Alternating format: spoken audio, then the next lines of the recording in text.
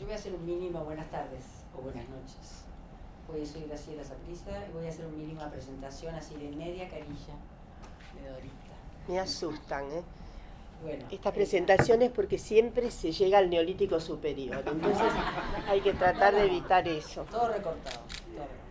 Bueno, ella es escritora Barrancos. Se licenció en Sociología en la UBA, es decir, durante el tiempo que vivió en Buenos Aires. Después tuvo que salir de Buenos Aires, sí, y como con su título bajo el brazo hizo en Unicamp una maestría primero en educación y después finalmente te abrazó la historia. O tú le abrazaste la historia, no sé, me vas a confesar después. Amor mutuo.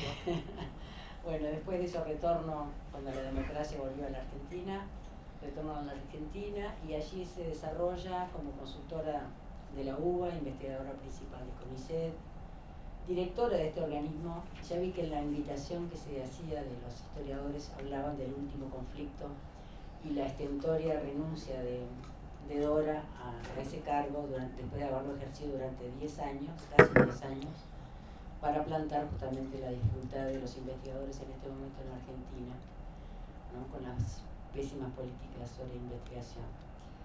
Y tuviste nada menos que el apoyo de algunas ilustres figuras como Judy Butler, acompañando a los académicos argentinos. Bueno, creaste y dirigiste el Instituto de Género de la UBA, de la Facultad de Filosofía y Letras, y bueno, los libros. Hay una inclinación hacia las ideas libertarias. Es autora de Anarquismo, Educación y Costumbres en la Argentina de principios del siglo, Cultura, Educación y Trabajadores, La Escena Eliminada, Ciencia para Trabajadores. Después toda la beta sobre el feminismo, inclusión, exclusión, historia de mujeres, mujeres en la sociedad argentina, una historia de 5 siglos, dirigiste una colección de historia de las mujeres, mujeres entre la casa y la plaza. Bueno, ella ha recibido una cantidad de premios, entre los cuales doctora honoris causa. ¿Qué más? Premio Excelencia Académica en la Universidad de Buenos Aires, CONECA. Bueno, gracias por estar acá, Dorita, y te vamos a escuchar con enorme atención. Muchas gracias. Bueno, muchísimas gracias a esta gesta que me honra estar con ustedes esta noche, con la inmensa compañía de Graciela, sí, con quien nos une ya unas cuantas décadas, mejor no contarlas porque se precipita la contabilidad. Así que muchísimas gracias, Inés, por todos los desvelos, a Carolina por todos sus desvelos también, y en fin, estoy encantada de estar en este país que amo tanto, que quiero tanto y que, en fin, allá lejos también fue parte de la historia de mi familia. Mi familia, por parte materna, provino de esa cantera que es Colonia Valdense, así que estoy en casa. Bueno, muchísimas gracias. La propuesta que traigo esta noche es examinar algunos recorridos de los feminismos con la idea de aproximar sobre todo algunas cuestiones que me parece que se han puesto ahora, se han actualizado, ahora han sido puestas con mucho fuste, como los empeños actuales de los feminismos derramados, en todo caso, y una parte importante del feminismo teórico que ha abrazado lo que podríamos decir la línea decolonial, los estudios postcoloniales y demás, y entonces la idea es trazar en algunos países algo así como ver en esos países algunas hebras de feministas que seguramente no se compadecen exactamente con las características de, en general, las feministas en América Latina desde los orígenes del feminismo hasta lo que llamamos la segunda ola. Es decir, hay una característica general de los feminismos en América Latina, de las feministas en América Latina. El feminismo va a tener una extensión considerable según las cuencas de recepción. Estamos en un Uruguay que es receptor temprano, Argentina es receptor temprano, probablemente Brasil tiene por ahí unas endechas al inicio que fueron bastante promisorias, pero luego hay como un pequeño arco que debe esperar algún tiempo. En Chile también tiene una recepción temprana, en México hay una recepción temprana, en fin, en general. Y también hay una recepción bastante temprana en los países que constituyen Centroamérica.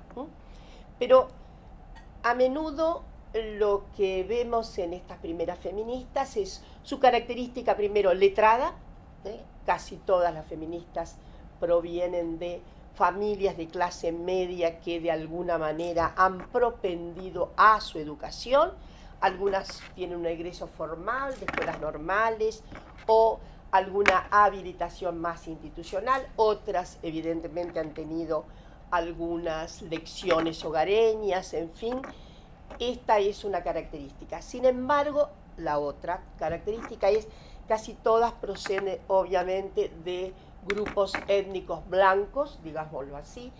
Ahí viene la primera cuestión que quisiera poner. No es exactamente así en la cuenca latinoamericana. Ha habido más mestizaje del que podemos suponer.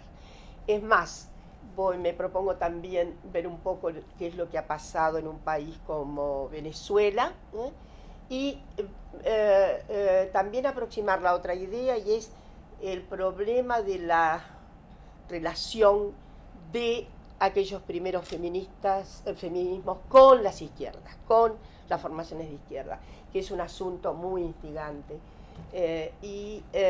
La tercera cuestión es efectivamente, yendo más acá, la segunda parte que corresponde a los años 60, 70 en adelante, una evidente diferencia entre los feminismos que renacen de feroces dictaduras o de dictaduras y los feminismos que efectivamente no pasaron por esas terribles circunstancias de contexto, es el caso de México, por ejemplo, pero también apreciar algo que creo que es bastante sugerente, y es que en gran medida muchos feminismos surgieron en momentos muy críticos, por ejemplo el caso de México.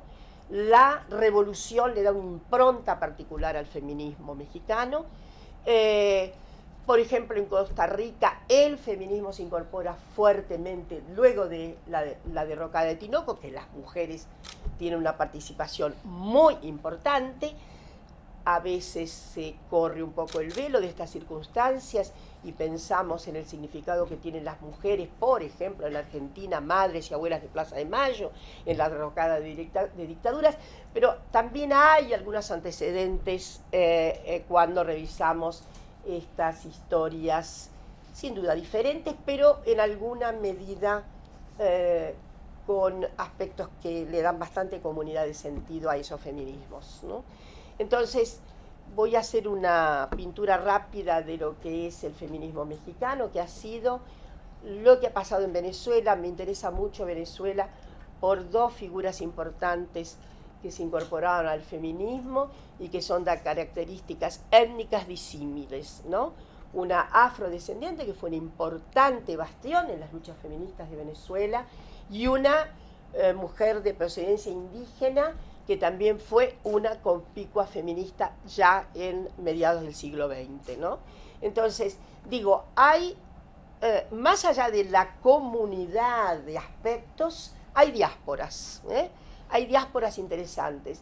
No solo hemos conformado unos feminismos de corte blanco, arquitectura letrada, preeminencia de figuras que se dedican a la docencia, sino que a veces ha habido diásporas, rupturas. Encontramos también emergentes que no son mujeres blancas, encontramos inclusive algunas relaciones con formaciones de izquierda muy precoces y luego muchos malos entendidos y muchos problemas, sobre todo con la retomada de las democracias en la parte nuestra del Cono Sur. Entonces, vamos a las cosas. Bueno, en México efectivamente tiene muchísimo que ver la nueva fundamentación de los feminismos a propósito de los idus de 1910. Ustedes saben que es allí el momento de la revolución. Ha habido en México, hay un antecedente, obviamente, que ponderamos siempre, que es nada menos que Sor Juana Inés de la Cruz, pero no es un antecedente de las insurgencias femeninas, no es un antecedente del feminismo. Es decir, tenemos que separar un poco esas cuestiones. Antecedentes del feminismo ha habido siempre en mujeres muy insurgentes, ¿no? Podemos pensar en Christine de Pizan, en Olympe de Gouges, en fin, una serie de mujeres que fueron figuras muy promisorias en lo que sería la prefiguración del feminismo, pero no hay feminismo. Esto lo quiero aclarar también. Para mi gusto, el feminismo es un fenómeno, el feminismo como agencia es un fenómeno del 19, de las primeras décadas y su maduración a mediados del 19. Esto puede ser un buen motivo de gran discusión entre las feministas, pero no me convence para nada la idea de que para que haya feminismo tiene que haber agencia feminista, ¿no? Una voz que tiene una capacidad disruptiva importante. Tiene que haber agencia, tiene que haber un motivo agregado de mujeres que efectivamente se entonan en orden a sus subjetividades consonantes. En fin, yo quiero plantar en algunas figuras de México, de ese México insurgente. Me voy a referir especialmente a Elena Arizmendi. Elena Arizmendi es una figura muy interesante, vive en la frontera, va a tener una formación en enfermería del otro lado, pero obviamente en los idus de la revolución, vivir en la frontera tiene un significado agregado. Ustedes saben que la Revolución Mexicana en realidad es de la frontera norte para abajo, y ahí ella se incorpora con mucha fruición, digamos, y lo notable es que Elena efectivamente se va a articular fuertemente con sentidos cada vez más feministas, y Elena le pasa una cosa notable, y es que se enamora nada menos que del señor Vasconcelos. Pero el señor Vasconcelos nunca renunció a su estatuto de marido conspicuo, por lo tanto era medio escandaloso, ¿no? En aquel México. Yo creo que de todas maneras Elena aprende muchísimo. Hay algunas notas que con las que va a caracterizar su feminismo, que le debe mucho a Vasconcelos. Esa idea del mestizaje, la idea de que puede haber un movimiento otro en América Latina. Y ahí me voy a situar, porque ella es una figura que va a forjar, después se va a vivir a Estados Unidos. En realidad, muy tardíamente vuelve a México, pero su feminismo irradia constantemente de Estados Unidos para México, tiene una relación muy intensa, y en realidad el reverbero del feminismo en esos años, inicio de la década del 20 en Estados Unidos, lleva a la constitución de una famosa liga, que después va a ser una liga que va a agrandar sus sentidos en América Latina, y ahí a Elena colocando una circunstancia notable, que anticipa algunas de las cuestiones que vemos ahora, que debería haber una liga hispano-latinoamericana de mujeres. Y discute fuertemente, es difícil decir cuál es el punto de vista central, porque todavía no se animan la posición de Elena y otras compañeras a discutir totalmente una especie de epistemología, no la había en aquel momento, una epistemología feminista latinoamericana, pero sí una observación acerca de que en América Latina las mujeres son diferentes que en Estados Unidos, y eso la lleva a proponer esa famosa liga en la que, ustedes deben recorrer muy bien la cuestión, doña Paulina Luisi se asocia fuertemente, van a tener un congreso en los años 20, justamente va a haber un congreso panamericano y va a haber este congreso que se va a llamar de la raza. Bueno, eso es muy Vasconcelos, ¿no? Entonces, Elena, digo, tiene esa característica singular. Hay otras mujeres muy importantes, ¿no?, en el México de estos años convulsionados. Yo voy a recordar a Hermila Galindo. Hermila Galindo es una figura también muy interesante, maestra también, ella, y muy ligada al carrancismo. Ella es una de las figuras fuste en materia intelectual de carrancismo. En realidad va a ser una de las animadoras de 2 congresos que se van a dar en Yucatán. México es pródigo en estos motivos de, yo diría, de insurgencia feminista. Me llama un poco la atención que algunas colegas en México dicen que los años 20 fueron más bien apagados. Yo encuentro todo lo contrario. Los años 20 en realidad no apagan a nadie en América Latina. Son años de crecimiento. Son crecimiento estudiantil y son crecimientos de las propuestas también feministas. No son años, todo lo contrario, de achicamiento. En el año 1916, gracias obviamente a Carrillo Puerto, que era un personaje muy vinculado, sobre todo el famoso gobernador de Yucatán, un hombre más a la izquierda, cuya hermana Elvira fue formidable también, bastión feminista, hacen 2 congresos en Yucatán muy notables. Y ahí un poco, efectivamente, hay un discurrir bastante intenso entre lo que podríamos llamar modelos feministas más osados y modelos feministas más conservadores. Alguna crítica importante parte de algunas mujeres que no ven con buenos ojos que haya una agresiva comunicación por parte de algunas mujeres, sobre todo agresiva tratándose de poner en tela de juicio la moral sexual y demás. Saben que eso es muy peliagudo, pero esos 2 congresos son muy importantes, han sido analizados. Tenemos una colega argentina que ha hecho el análisis, obviamente semiológico, de esos 2 congresos. Es decir, hay algo que está ocurriendo en México que es obviamente muy central. Luego, aspectos que digo que también transcurren en México, y es la relación del famoso Consejo Feminista Mexicano que va a ocurrir entre el 21 y el 25, con figuras que son militantes comunistas. No son filocomunistas, se dicen comunistas. Una de ellas es Elena Torres, la otra es Evelyn Rey, la otra es Refugio García, todas militantes comunistas. En fin, el panorama de esos años, digo, es muy intenso. La salida de Carranza, por ejemplo, a Galindo la saca, el periplo de Galindo está muy vinculado a esa expresión del constitucionalismo. Es más, Galindo había sido parte de del seguimiento, del acompañamiento de la famosa Constitución de 1917, que sabemos no le dio el voto a las mujeres. En fin, lo que quiero decir es que México es un lugar interesantísimo para observar. Primero, cómo la revolución le da una enjundia al movimiento feminista. 2, cómo una figura como Elena Arizmendi se propone una vertiente otra de exploración de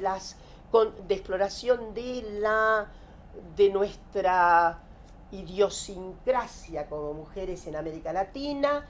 Está pensando desde luego en el mestizaje y demás, y me parece que hay también notas muy interesantes respecto de la relación de mujeres comunistas con luchas feministas. No debemos esperar que estas circunstancias, de que estas circunstancias sean, digamos, pródigas, se proyecten en movimientos masivos. Hay una circunstancia histórica, y creo que todas y todes las apreciamos, y es el límite que van a tener los movimientos feministas, por más arraigados que estén. No hay posibilidades de hacer derrame ni masividad con ninguno de estos movimientos. Voy a recordar algo muy interesante.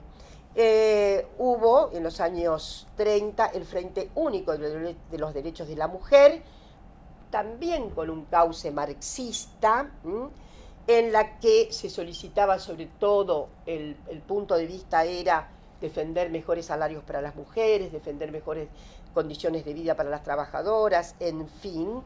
Y entre sus militantes estaban Ofelia Domínguez Navarro, Matilde Rodríguez, y lo notable de este grupo es algo que también va a ocurrir en la misma época en Chile con el Mensch, ya me voy a dedicar al Mensch, proponen en 1936, obviamente no forma parte de la rúbrica principal de la agenda, la despenalización del aborto por causales de violación, riesgos de salud, etcétera, etcétera, etcétera. Voy a ir más rápido. En los años 40 me parece que el tono general de los feminismos en América Latina se aletarga. En Argentina es muy particular la cuestión, pero me parece que no es solamente el síntoma de Argentina, en general. Se observa una cierta retracción. En Argentina las feministas se transforman en adalides de los frentes antiautoritarios, la famosa Junta de la Victoria, que reúne a comunistas, liberales, católicas, liberales, etcétera, en la lucha contra el nazifascismo. Entonces, la lucha contra el nazifascismo en Argentina implica una cierta, ¿cómo diré?, una cierta posponer de alguna manera la lucha por los derechos. Esto ocurre. Y en México también me parece que ocurre lo mismo, esa es mi inferencia. Ahí aparece una figura muy interesante que es la famosa Castillo Ledón, ¿no? Que era una persona ya muy del establishment, propulsora de los derechos femeninos también en un cierto molde de lo que provenía de inspiración ya del Consejo Interamericano de Mujeres, etcétera. Ella estaba en representación de México, y una especie de procura de derechos, ¿cómo diré?, un poco más atenuada en la procura de la sanción de los derechos políticos fundamentales, un feminismo que a veces conviene que tengamos en cuenta, un feminismo en todo caso de corte sufragista. El sufragismo tiene otros desvelos, no es solo sufragismo, pero el sufragismo es una vertiente del feminismo. Podríamos decir que hay feminismos mucho más integrales y hay feministas sufragistas. Y en el sufragismo, también voy a decir una cuestión de orden general, pueden incorporarse señoras muy conservadoras. No hay ningún problema, porque van a acentuar el orden de los derechos políticos, sobre todo, y en algunos casos, dramáticas circunstancias de acople a dictaduras. Por ejemplo, el grupo un poco más conservador, Cuba tenía un fermento muy importante de feministas más a la izquierda y más a la derecha. En la dictadura de Gerardo Machado, las feministas más vinculadas a la gesta del sufragismo apoyan a Gerardo Machado. O sea, nadie es perfecto. Lo mismo ocurrió en Paraguay. En Paraguay el feminismo tiene unas situaciones muy dolorosas, de momento hay militantes más a la izquierda, en fin, durante la dictadura de Stroessner se consagra sobre todo un grupo más conservador que va a apoyar a Stroessner, en la idea de que Stroessner les da el voto. Bueno, lo mismo pasa con esta tragedia del sufragismo, de esa parte del sufragismo cubano, en la idea de que Machado les va a dar el voto. Machado nunca dio el voto a las mujeres, y Stroessner sí, finalmente. Saben ustedes que Paraguay es el último país de América Latina en otorgar el voto a las mujeres. En fin, lo que quiero decir es que Castillo Ledón es uno de esos personajes interesantes. No cabe duda que estaba muy por dentro de la idea de mayores derechos a las mujeres, pero su gesta sobre todo es sufragista. Ella es una figura, yo diría, más conservadora, y esta es un poco, estos años 40, hay ahí algo que remeda mucho una suerte de, como diré, de pax, en las luchas más duras de las feministas. Sobre todo cuando, bueno, voy a contar algo de México que no puede pasar por alto, cuando Lázaro Cárdenas asume, promete el voto de las mujeres y efectivamente el Parlamento mexicano sanciona el voto de las mujeres, pero don Lázaro nunca lo promulgó por una cuestión también muy extendida en el periodo, y era la idea que tenían los elementos inclusive progresistas de nuestra sociedad, de cierta radicalidad acerca de que la voluntad sufragista de las mujeres era íncitamente conservadora.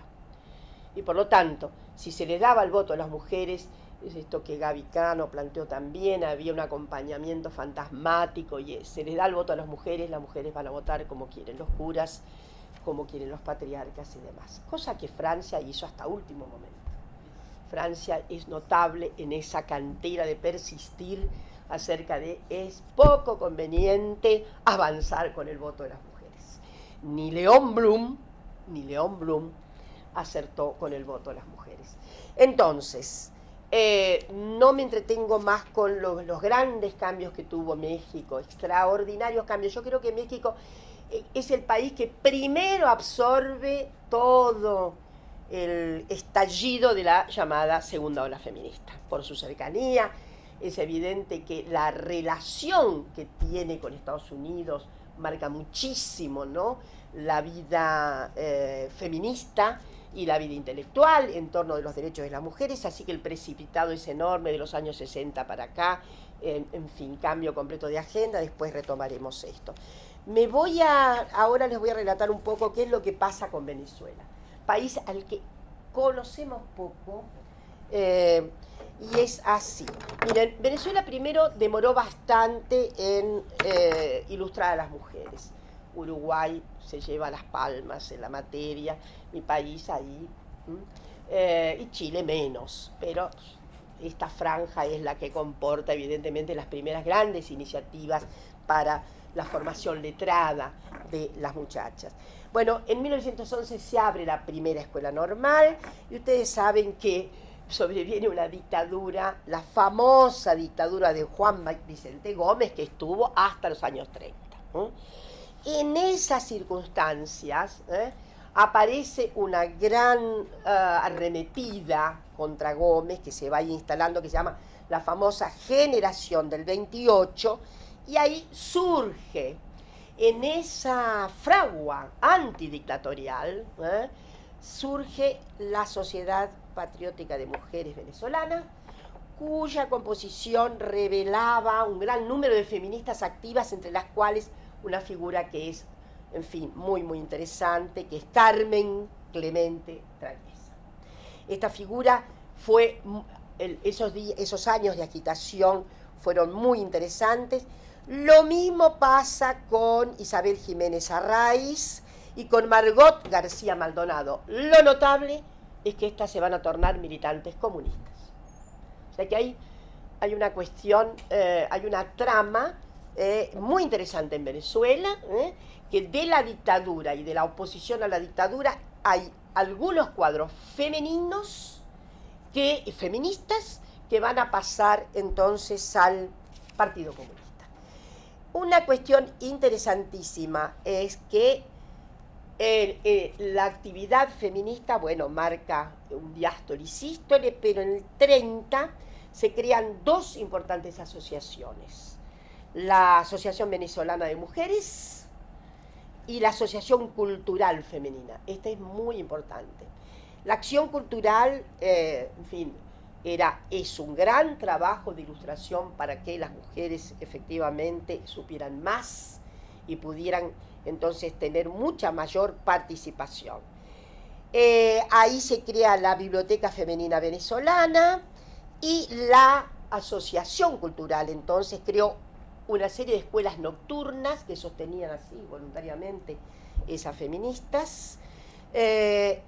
Lo interesante es que este grupo tenía una clara orientación a la izquierda, y que tuvo una importante gesta de apoyo a las convulsiones de los años 36 con las famosas huelgas petroleras, la huelga de los obreros petroleros. Es decir, traigo esto para que vean que las feministas han estado también participando activamente de movimientos sociales intensos. Entonces, el caso de Venezuela es muy interesante por esa relación entonces muy activa, y les voy a decir que ahí aparecen algunas figuras muy importantes. Una de ellas es la famosa Argelia Laya. Argelia Laya actúa un poco después. Argelia es de ascendencia africana, es una de las más destacadas, fue luchadoras por los derechos femeninos. Su madre le había inculcado el feminismo, había sido parte de la famosa ACF, de la Acción Cultural Femenina, y Argelia además connotadamente una gran militante de la izquierda. En los años 60, Argelia se incorporó a la lucha guerrillera en las Fuerzas Armadas de Liberación Nacional, y luego fue fundadora de ese movimiento bien conocido, el movimiento del socialismo más, y obviamente regresa, era feminista, al ir al frente vuelve más feminista, tuvo una participación importantísima en la lucha contra la dictadura de Jiménez. En fin, lo que quiero decirles es que la cuenca venezolana es muy interesante en esas relaciones mucho más fluida de lo que podemos pensar, con ejercicios a la izquierda y con esto de envolverse inclusive en la lucha guerrillera. Bueno, para todas nosotras las feministas no dejamos de admirar lo que fue el primer, seguramente, antecedente importante en una cátedra sobre la mujer abierta en la Universidad de Zulia por Gloria Comasegna. Fueron años muy intensos esos. En los años 70 una propuesta gubernamental, no recuerdo cuántas becas, las famosas becas Ayacucho. Las becas Ayacucho fue un sortilegio de becas, para que académicos y académicas venezolanas se formaran, sobre todo en Francia. Gloria estuvo cerca de Simone de Beauvoir.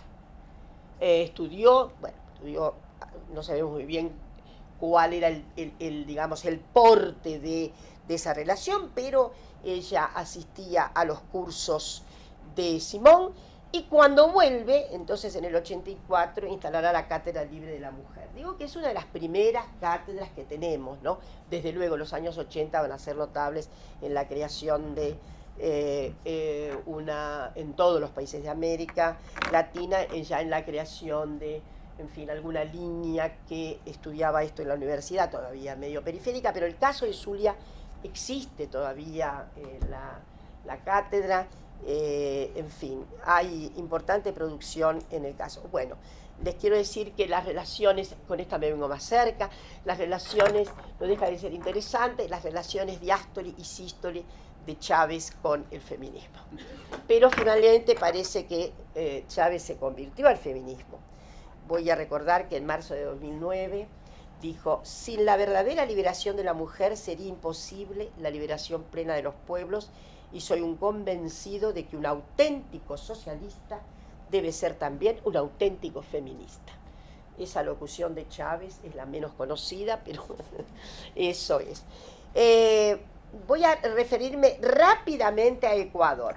En Ecuador, muy rápidamente. En Ecuador también hay una situación que va a comenzar en los años 10 en adelante, y hay una figura que no la hemos recordado siempre. En la coyuntura de 1944 estalla una revolución contra una de las formaciones dictatoriales, la Gloriosa, y lo notable fue la actuación de una famosa feminista de la Asociación Feminista Ecuatoriana, Nela Martínez Espinosa. Nela Martínez Espinosa se hizo prácticamente del comando del gobierno ecuatoriano como ministra de gobierno mientras llegaba, porque estaban esperando un cierto viaje de José María Velasco Ibarra. Se nos escapa que tenemos un antecedente notable con Nela Martínez. Ella escribió un texto muy simpático que dice Nela por ella misma, etc. Desde luego, quiero señalar la otra simpática cuestión de Ecuador. Una de las figuras importantes del feminismo ecuatoriano ya más acá fue Dolores Cacuango, era indígena y era militante del Partido Comunista. Es una de las impulsoras de la Unión Nacional de Mujeres del Ecuador, etc. De modo que hay Nela Martínez también se pasó, obviamente, en estos años, después milita en formaciones de izquierda. Pero Nela Martínez se constituyó prácticamente como una presidenta de hecho, por unos días en Ecuador y, en fin, sé que las circunstancias, Velasco Ibarra era un personaje, no lo voy a dejar para atrás, un personaje diástole y sístole, un personaje machirulo de nuestra América Latina. Por último, me quiero referir rápidamente a Chile. Chile tiene una historia muy bella en términos justamente de acercamientos a fauces más integrales de liberación social, diríamos. Bueno, debemos recordar que Chile nos dio nada menos que a la joven Martina Barros, que muy joven, con 21 años, tuvo la gracia de ser la traductora de nada menos que del texto de John Stuart Mill, El sometimiento o la esclavitud de las mujeres. Ustedes saben que este texto de John Stuart Mill tiene muchas fórmulas de título. Hay una que circula en internet que está muy buena, creo, que se llama La esclavitud de las mujeres. Después hay otra que es el sujetamiento femenino, en fin, hay varias ediciones. Bueno, Martina Barros es la traductora de John Stuart Mill. Me parece que sería un buen análisis semiológico volver sobre esa traducción que la hizo a través del periódico que era de su novio, un tipo muy letrado. No deja de sorprender que la incorporación de motivos feministas fuertes en Chile hayan venido también de la mano del famoso gran líder Luis Emilio Recabarren.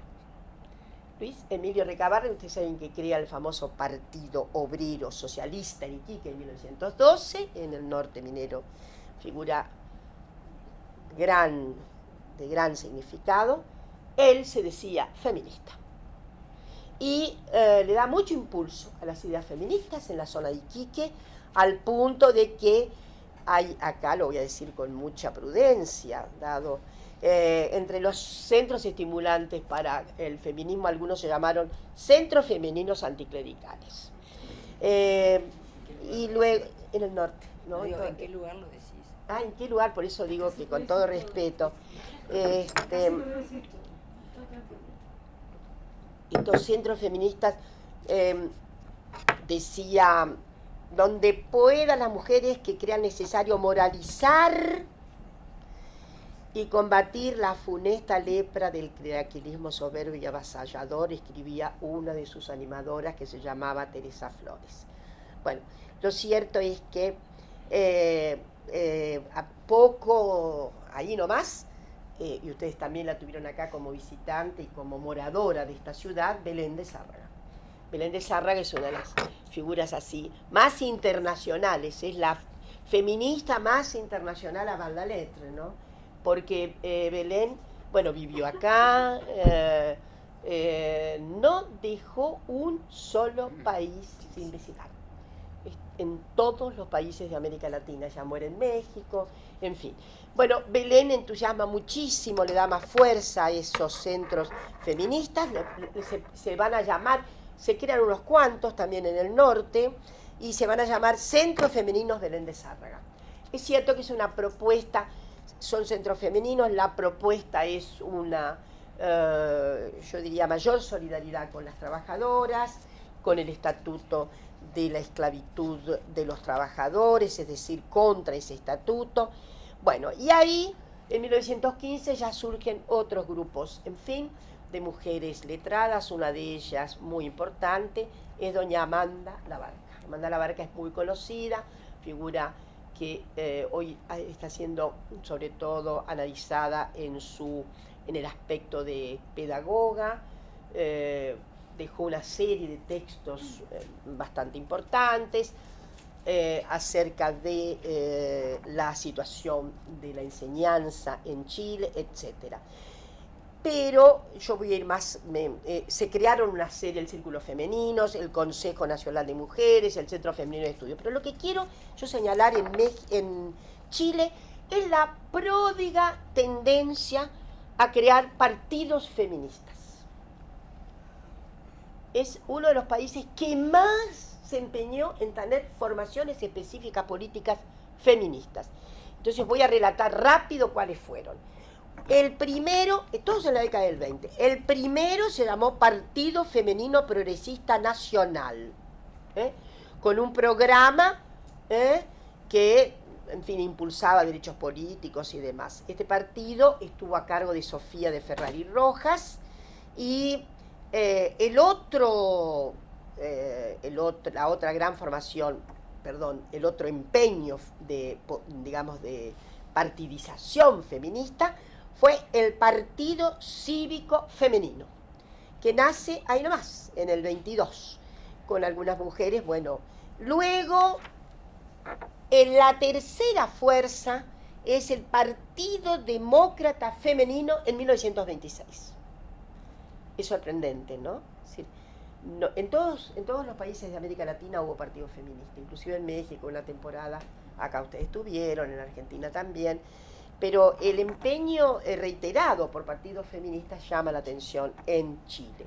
En 1927, al final de esa década, se nace una importantísima marca feminista que fue la Unión Femenina de Chile. Había figuras como Delia Ducón de Arrate, que es muy conocida como su nombre de Isabel Morel, se la puede encontrar. En fin, ella es la figura señera.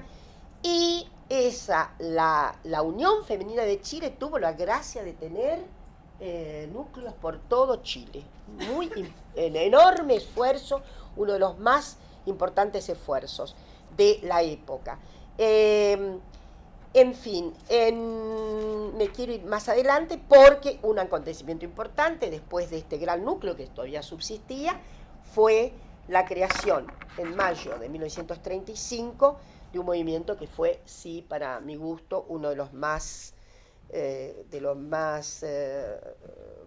sobre todo los que más encaró la relación con las izquierdas en Chile, que fue el movimiento pro emancipación de las mujeres de Chile, muy conocido como MEMCH, a cuyo frente estaba una figura de enorme vigor, Elena Caffarena, que se había casado ella con un joven militante comunista, y es muy interesante, felizmente todo esto está en internet, el famoso órgano de prensa que ellas tuvieron llamó La Mujer Nueva, y es interesantísimo que el MEMCH tuviera, por ejemplo, también llevar adelante la idea de, expandir medidas anticonceptivas.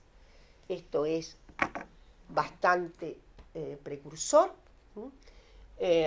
Hasta donde sabemos, otros feminismos, bueno, por ahí en alguna línea aparecía esto, pero esto es muy interesante porque hasta este momento las únicas mujeres que propendían a la contranatalidad eran nuestras amigas las anarquistas.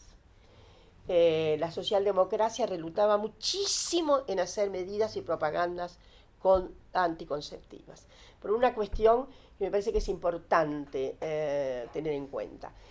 En realidad, para los feminismos que remitían a una cierta relación con el marxismo, el problema de la reproducción tenía una correspondencia exclusiva con el modo de producción capitalista. De modo que era el propio modo de producción capitalista el que forjaría la reducción casi automática de él. Entonces, no estaba prevista la voluntad de las agentes. Entonces, para el modelo socialdemócrata, no, es decir, sobre todo porque temía que hubiera una infección neomalthusiana, ¿no? Entonces, las socialdemócratas nunca, en esta época, no son propagandizadoras de métodos anticonceptivos. Y el caso de Lemench es muy interesante porque en la Mujer Nueva,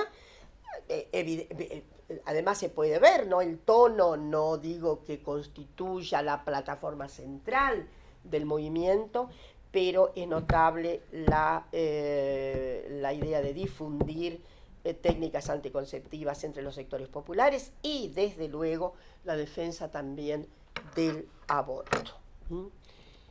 Estamos hablando de mediados de la década del 30. Bueno, la figura de Caffarena fue muy central. Yo quiero decirles que de todos modos voy a omitir una serie de circunstancias. En los años 50 apareció un nuevo grupo, que bueno, fue muy doloroso lo que ocurrió, la famosa actuación del Partido Femenino Chileno en los 40 con una figura que tuvo consigue llegar al Parlamento, María de la Cruz, y rapidísima versión. María de la Cruz, con este partido, en fin, apoyada por segmentos, ella estaba muy vinculada al peronismo. María de la Cruz estaba absolutamente vinculada al peronismo. Y esto era nocionalmente nefasto. Por lo tanto, no le perdonaron a María de la Cruz sus relaciones. Se decía que, en fin, una serie de cuestiones, que los mandantes de María de la Cruz eran Juan Perón y Eva Perón. Ella tenía gran admiración por Evita y la obra de Evita. Y ocurrió algo muy doloroso. Se arma una situación de presunción de corrupción a propósito de una nimiedad absoluta. Algo muy, muy nimio. No recuerdo bien qué era un problema con, en fin, nimio. Se hace un escándalo tremendo y María de la Cruz es crucificada. Y eso significó un duro golpe. Lo que pasó con María de la Cruz significó un duro golpe para el feminismo chileno. Julieta Kirchhoff, por ejemplo, bueno, quiero hacerle un especial homenaje porque en el renacimiento de las luchas feministas que se van a dar con las luchas contra la dictadura, Julieta Kirchhoff justamente señalaba ese hiato que se había producido con la circunstancia de haber criminalizado la acción de María Cruz y haber puesto en tela de, en fin, de ominosas circunstancias a las propias feministas. Finalmente, entonces, me gustaría decirles que yo creo que los feminismos latinoamericanos, antes de la gran virada que ocurre en los 60 y 70, tuvieron un periplo muy interesante desde los años 20, 30, una cierta caída en los 40, que bueno, nuevas investigaciones vendrán y propondrán tal vez otras hipótesis. Lo que una ve es que no tiene la urgencia y la fuerza que tienen tantas, por ejemplo el caso de Chile con esa enorme cantidad de propuestas de partidos, etcétera, dice mucho respecto del estado de la lucha feminista. Entonces, me gustaría decir también que hay una diferencia crucial en haber soportado dictaduras, me refiero ya al ciclo de dictaduras institucionales, que limaron mucho la posibilidad de una absorción de la nueva matriz feminista de los años 60 y 70. En Argentina, por ejemplo, bueno, yo no era feminista cuando era joven, creía en que íbamos a hacer la transformación radical, porque estaba ahí a la vuelta de la esquina, y tenía profundas intuiciones, pero mi adhesión al feminismo es una adhesión que tiene que ver con mi exilio en Brasil. Entonces hay ahí un hiato. La incorporación a la vida democrática sugiere fuertemente la acción de grupos feministas. Es el caso también de Brasil, ¿no? En Brasil hubo un grupo que no se quiso situar como feminista, el famoso movimiento femenino Pelanistía en Brasil, fue la primera fuerza que aparece de oposición a la dictadura. Digo, como conformación fue la primera. Después van a aparecer otras. Y doña Teresita, que era la famosa líder de este grupo, tenía un principio muy particular por el que decía que se sugería no emblematizarse como feministas para no partidizar las cuestiones y para no llamar la atención, etcétera, etcétera. La estrategia de ella consistía en insinuar la menor politicidad posible en aquel movimiento femenino peronista. Era algo así como el movimiento debía ser, yo estuve muy en contacto con el movimiento, ascético, de manera que prudencia, que no hubiera, que el régimen supiera que se trataba de mujeres de mucha paz, que lo único que estaban interesadas era en que hubiera garantías y que hubiera amnistía, etc. De modo que eso luego fue asediado fuertemente por un feminismo que, en fin, fue muy importante, ha sido muy importante en estos últimos años. Es decir, hay una diferencia en la construcción de feminismos para luchar contra la dictadura y obviamente esta tiene una arquitectura un poco más tardía respecto de la agenda, porque la lucha contra la dictadura no permite el registro de la agenda, luego se va a hacer esa agenda tan notable, tan renovada, que es la llamada la agenda de la segunda ola, agenda que para nosotras es crucial porque los feminismos de la primera ola no tenían ninguna pretensión teorética, no tenían ninguna pretensión epistemológica, no tenían ninguna pretensión de dar grandes nociones acerca de, por ejemplo, cómo estaba entrañado el patriarcado. Sí, hubo desde luego muy buenas pinceladas acerca del patriarcado. Algunas pinceladas se las debemos no a militantes feministas, como es el caso de Virginia Woolf, ¿no? Cuyo retrato del patriarcado inglés es formidable, es una anticipación extraordinaria, tanto en Un cuarto propio como en Tres Guineas. Se puede ver lo precursora que es Virginia Woolf respecto de datos que han sido obviamente consolidados recientemente con la historiografía dedicada a las mujeres. Bueno, para cerrar entonces yo quiero decirles que tenemos hoy día una situación completamente nueva, estamos frente a una circunstancia inédita, en la Argentina creo que se puede ver muy bien, la circunstancia inédita es una adhesión de masividad, sobre todo de las generaciones más jóvenes, de la llamada sub-20, una subversión de esas identidades, una creación de nuevos espacios feministas en sectores populares, con evidentemente el abandono de aquella suerte de clausuras que teníamos las feministas en los años 80 y 90, que éramos, en fin, bastante articuladas en nuestras nociones, en nuestro régimen de inscripción de nuevas militantes, a las que a veces se les tomaba examen feminista. Era muy común en los años 80 y 90 el uso, como dice Laurita Mason, del feministómetro. Entonces había reglas de inscripción y demás. Todo eso felizmente ha estallado. Desde luego, no puedo dejar de decir, ha estallado el orden binario sexogenérico, han estallado todas esas clausuras esencialistas, aún con la barridora que significó el nuevo feminismo de los años 60 y 70, un examen crítico sobre las bases biológicas de la diferencia, etc. Pero me parece que estamos ahora, por eso es que las jóvenes en Argentina les gusta llamarse la cuarta ola feminista, porque la tercera fue rápida, es en general A la tercera podemos situarla como ese feminismo, digo, que fue muy provocativo, el feminismo de corte decolonial, postcolonial, con un acierto nuevo de relación, sobre todo con poblaciones afrodescendientes, con las mujeres de los grupos aborígenes. Ha crecido muchísimo esa expresión. Debo recordar, por ejemplo, una figura como Berta Cáceres en Honduras, que comenzó una militancia. Primero ella actuó en la lucha armada en El Salvador, luego en esa época, como ella confiesa en un texto que ha tomado Claudio Corol en la Argentina, muy interesante, estábamos lejos del feminismo, nos parecía que era algo que correspondía solo a determinadas mujeres blancas, etcétera, etcétera.